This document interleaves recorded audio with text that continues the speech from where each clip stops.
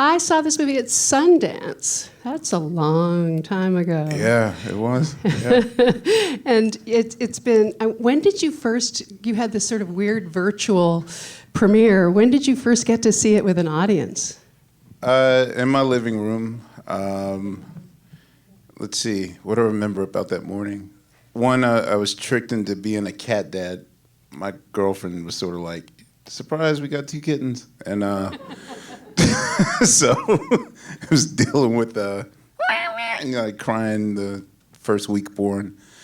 Yeah, I got to see it in my living room. I'd sort of, with the exception of our final sound mix, I was really I was aware to not overdo it in watching it because I didn't want to be numb to it to the point where when this part of the process starts that I'm going to go outside and get on my phone or whatever. I still wanted to have, I think I have about 50 viewings of it before I'll not get goosebumps. And that's the whole thing. Like, I still get excited when I see it. Yeah. So I understand that the producers pitched this to you at the Tonight Show in the kiddie green room? Yeah, I joke. I know Robert and David hate when I say this, but because we were like red hot at the time, I was like, man, people say anything to get into the Tonight Show, man. This thing never existed.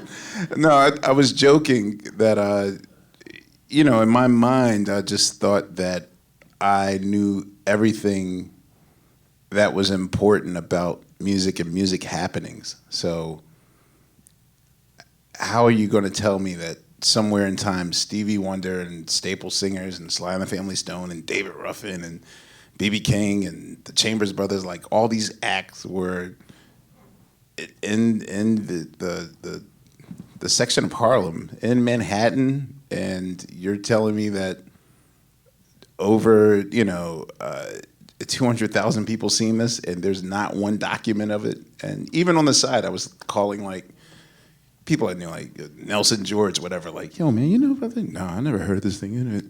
And so I didn't believe it. And then I put 2 and 2 together once they finally brought me the evidence in like a really overwhelming way, like 40 hours of here's your evidence. And when I saw the backdrop of the stage, I realized, oh man, the first time I went to Japan, my translator, she looked at my afro and was like, I think you're a fan of Don Cornelius of Soul Train, aren't you? And I was like, yeah. And she's like, great, I'm gonna take you to the Soul Train Cafe. And I was like, what's that? And basically it's like a Chili's or a Fridays, but just with a bunch of monitors in it with soul clips. And I remember seeing on the monitor screen maybe 7 or 8 minutes of Sly and the Family Stone. And at the time, I just thought it was an outdoor European festival. I thought it was like the Nice Jazz Festival. I was trying to figure out, like, okay, I know Nice is outdoors. I know that some parts of Montreux is outdoors. So I just said it was a European festival because I didn't see the audience at all. They just had like one camera, maybe camera 2 and camera 3 strictly on stage, and I couldn't see the faces. So, that was 1997. So then cut to 20 years later, getting pitched to do this. And, like with everything in my life, be it teaching NYU or writing books or entering the food world or even the Tonight Show, like anything that's out of my I'm the one that's always thrown in the comfort zone. Like, go ahead, Ahmir, swim. And they, many a bungee jumping cord. And I had to find it within me to rise to the occasion. They knew I had it in me to do it, and I didn't know it. So, what do you think was the reason that pushed you into the Yes column? What really motivated you to feel compelled to take this on? It's weird, like between David and Robert, like, because again, I was in Matrix bullet dodging responsibility. I was just like, I don't want to do this. And, at the time, You know, Hamilton was like red hot, and I was just telling them, like, let me just be like executive producer, and I'll still be your talking head, you know. I said, I'll be Ronald McDonald, and you find me some Ray Kroc people to, you know, to put this thing together, and I'll still be, you know, it could still work for you. And they were like, no, like, you're a storyteller, and you see music and a different filter than the average documentary person would see it. Like, we know that the way that you see music. And I thought about it, and I guess I didn't want to be the person. I'm the person in the audience that will, you know, I'll be the one telling my date, like, oh, man, no, that was Phil Spector. They got that wrong. Like, I'm a walking pop-up video commentary person. So I didn't want to, it just irks me. I'm literally the person, like, even like when I'm friends with these people, I hate correcting them on like, that was the wrong year, man. Walk This Way came out in '86, and I just wanted to make sure I had an enjoyable time in a theater watching a factual music documentary. So then I was just like, okay, I'll do it, you know. So I did it. So, thank you so much. Thank you.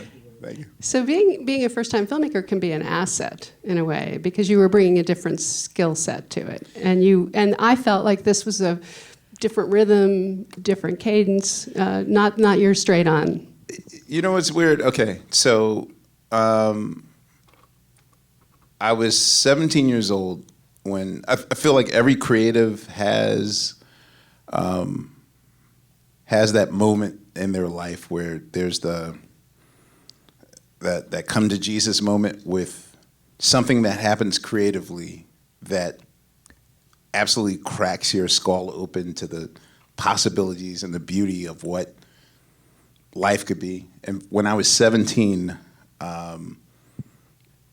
people that know my story know that I drummed with my fathers like since I was a kid. My dad was like an oldies doo-wop singer back in the 50s. So by the time I was born, I was part of the nostalgia part of it. Like Dick Clark would put these shows together and that sort of thing. And so Philadelphia. And Philly, yeah.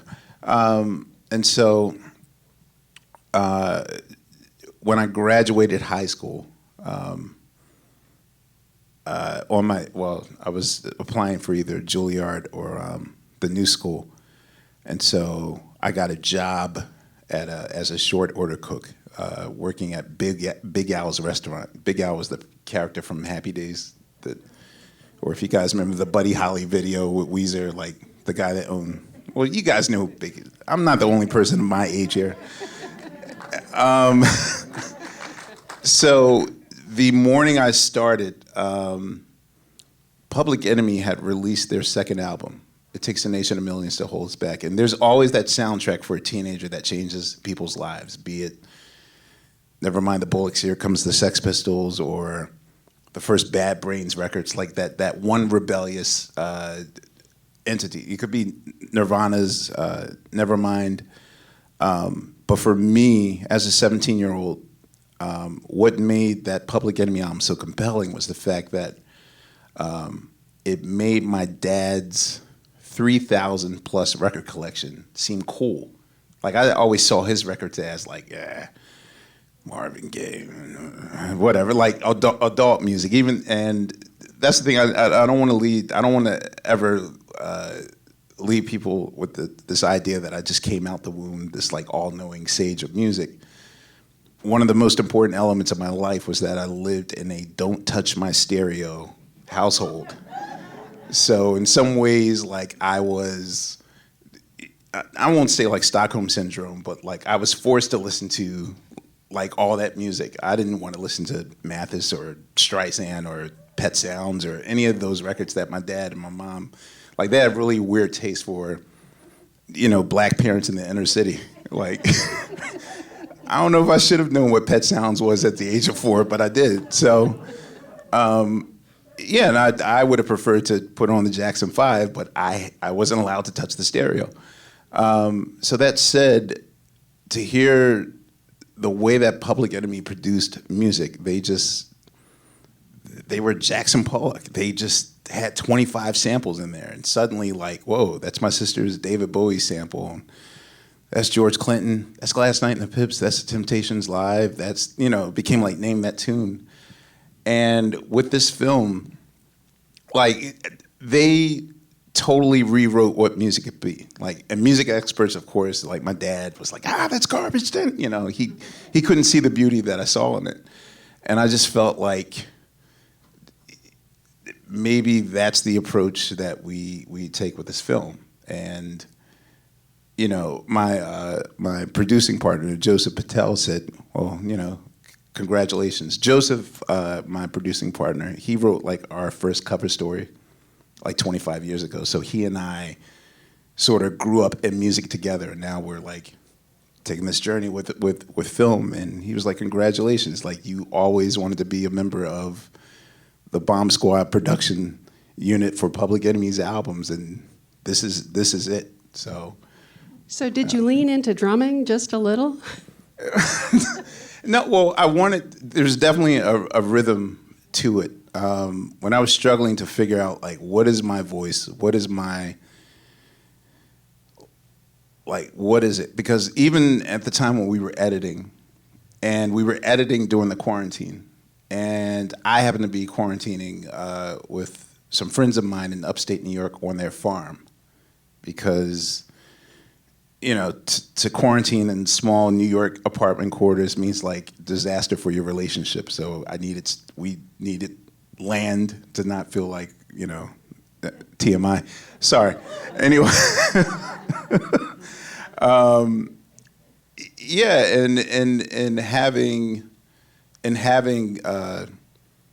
space and whatnot, the family that we were quarantining with, the father of the family was like, this is great, but like, where are you in this? And I guess he was referring to the fact that prior to this, if it was a music documentary, 9 times out of 9, you would see me in there offering my take on whatever said documentary was about. And I was hyper aware to not insert myself. I didn't want this to be like the Questlove, Somersault, like that sort of thing. I didn't want to brand myself in it. And so I was just trying to figure out ways, like, what is my voice in this thing? And Joseph suggested to me, like, well, I know the process that you do for DJ gigs, and I have a very specific formula for how I do DJ gigs. Like, I work backwards. I always start with, what do I want to leave the people with? And this is the same thing. What's my ending? And I wanted to figure out what's my last 10 minutes, and what do I want people to feel when they watch this? And then it was just a matter of spending that 5 months. I had 5 months to just sit and marinate with all this material, because it took 5 months for us to process those 2-inch reels. 2-inch video. Yeah. Yeah. And it's good? It's flawless. It was beautiful. Absolutely. Even the sound that you heard was pretty much the rough mix, like straight from their boards. Wow. And that's one of the biggest, that to me is one of the, like, I called all my engineers, all my sound guys, like, wait a minute, how is it this pristine with just 15 microphones? And yet, I asked my main sound guy a month after the movie came out, I was like, how many inputs do we use? He's like, just for the roots alone? I was like, yeah. He's like, I brought it down to about 94. I was like, 94 inputs? He's like, yeah, man, you got 2 snare drums and da-da-da-da, and 1 top tom, 1 bottom tom, and I felt ashamed. I'm like, how did this sound so powerful and so crisp and pristine with just so clear, and only with 15 microphones? And it was sitting in a basement for 40 years.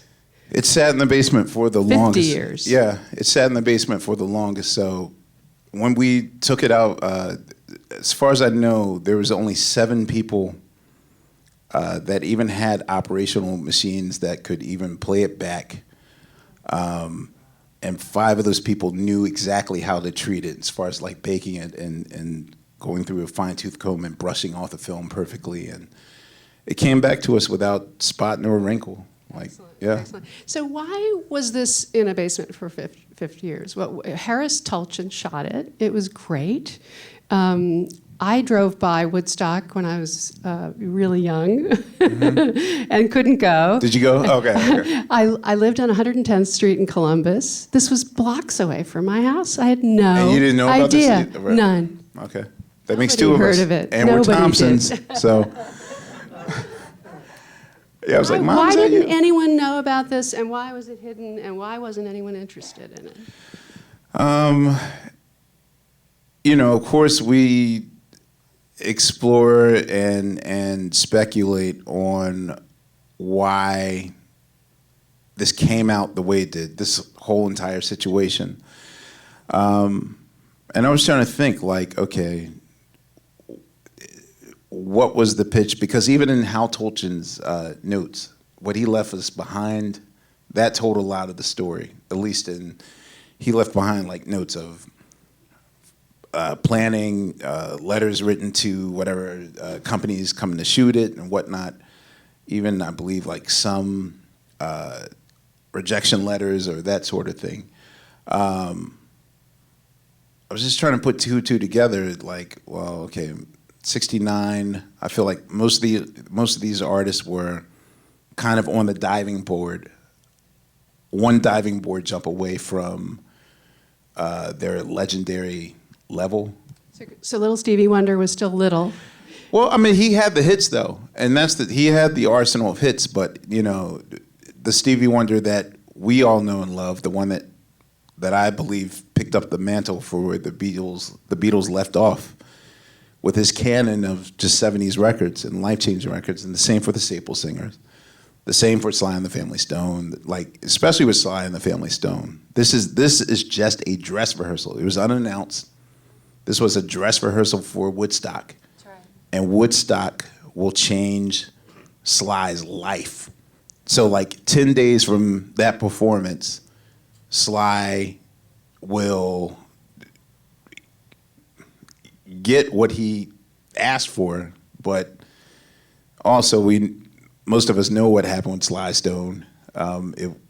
It's a painful look at be careful for what you ask for. So there's so many questions I have, but in my mind, I was just thinking like, well, was it clearance issues? Was it the fact that they weren't household names yet? Was it, is it easily that disposable? I'm not saying that it's inexcusable, but, at the time I was reading Prince's autobiography, and there's a moment.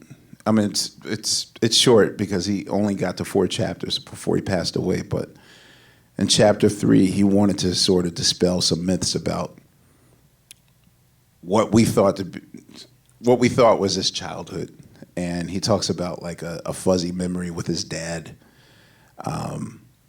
and his dad takes him as an 11-year-old to go see Woodstock, and that's when I realized like, oh. Woodstock the Movie was the beautiful brochure that got to contextualize what the 60s were about. Because even in comparing and contrasting, looking up information and whatnot, if even 3 of the things that happened at Woodstock happened at the Harlem Cultural Festival, we would have all heard about it. Like, and we fine-tooth comb, like, okay, were there any incidents? Did people crash the gates? Was there rampant drug use? Was there, sodomy in the streets, or any of these things that happened, acid take, anything? There was no incidents whatsoever. And, that's when I realized, like, oh, the marketing of Woodstock, the idea of Woodstock is what sort of penetrated, our brains in terms of how it got contextualized in history. And we just never got that chance. What wound up on that mantle or on that platform of Black Joy was Soul Train. So Soul Train actually winds up being the first national look that America and the world gets of unabashed Black joy and Afrocentricity. It should have been this film. But even then, like in 1971, like who would paint it as such? Like, it depends also on the creative behind it. So, but I actually think that 50 years later, this film can still work its potent magic. Absolutely. Yeah. Yeah, absolutely. Very important and incredibly timely. Also, you had no idea what was going to happen. You know, you were like not finished when the pandemic started. I will say that timing is everything. And I knew it because at the time I was asking myself, okay, what will each generation get from this? And thank God I was quarantining with different generations. So my girlfriend has a millennial and a Gen Z. And so, you know, have my weekly focus groups at the farm. Yeah, just have my weekly focus groups at the farm, and you know, I could tell in the beginning it was sort of like the obligatory. All right, let's see what Ahmir wants to force us to watch this week, that sort of thing. But I knew that we had, of course, Gen X. I knew that we had baby boomers. For anyone fortunate enough to still be alive, early 30s, late 20s. Betty White's age, whatever. What do they call it? The fortunate few. I'm still a boomer. Yeah, no, I wasn't pointing to you. Stop playing. Yeah, but the thing was, I didn't know how we were going to connect millennials and Gen Z, and we were grasping at straws. I thought, like, well, okay, so I know that Drake is related to Larry Graham of Sly and the Family Stone. Drake's father is Larry Graham's brother, the bass player. And so I was like, okay, there's a connection there. Maybe we can get Drake to come help us sell the film to anyone born in the 90s. And, or like maybe Beyonce can explain gospel singing or that sort of thing. And that was like all, 2018, 2019. And then post March 15th, 2020, a weird thing happened, which was, the news cycle, the current news cycle, and what we were editing, you couldn't tell the difference at all. You could not tell the difference. And, it was one of those Doc Brown flex capacitor eureka moments where it was like, yo, like, the connection isn't musical or creative. The connection is that Gen Z and millennials are living through exactly what we're editing. They're going to see it. And that's the thing. Like the one thing that most people have told me is that like I feel seen, which is not just an internet meme. Like it's real. Like I feel seen. Even when Musa Jackson was crying. Like, I was quasi dismissive because like I looked at him and I was like, no way this guy, I'm certain that he's just 1 or 2 years older than I am or something. We looked at this ID and it was like, he's 57, 58? Wow, that's amazing. But then I thought like, well, what 5-year-old is really going to give us anything emotional? So I wanted to get him out the way first because I just like, okay, what, you were there, what do you remember? And and we showed him no context whatsoever, and he just basically spit back to us everything that we hadn't even seen yet. Like we just saw like some of the Fifth Dimension footage and some of the raw, like the photos that have not been seen yet. And he was just literally describing everything that we had. And so after the interview, Musa Jackson we showed him footage. Like, by the way, we have footage of the, if you want to see the Fifth Dimension thing, and when he's seen it, it just floored him. And that's when we just slowly realized, like, behind the camera, like, yo, like, this is someone getting their life back. And then when Merlin McCoo and Billy Davis Jr., when they were touched by it, and in my mind, I'm like, well, you guys have been legends for 55 years. Like, this is just an average. I would just think this is just a regular gig or whatever. But for half a second, I saw something that I related to when Marilyn started talking, because even in my situation and like the first 20 years of the Roots, the anxiety I would go through if we're opening up for Soundgarden or Beck or System of a Down, like you can't do the same shows with them that you would do with Lauryn Hill and A Tribe Called Quest and the Fugees. And like that idea of code switching, like would keep me up at nights, like totally, yo, we gotta change the show, man. And, you know, and it was exhausting. It was so exhausting, like always having to change our stripes to make sure that we were safe and that our audience felt safe. Like, and I saw when she said that, because it was confusing me, because I was like, I've followed you guys since I was a kid, and I don't think I've ever heard I was joking. I was like, I never heard Billy Davis Jr. raise his voice or do any gospel growling or any of those things.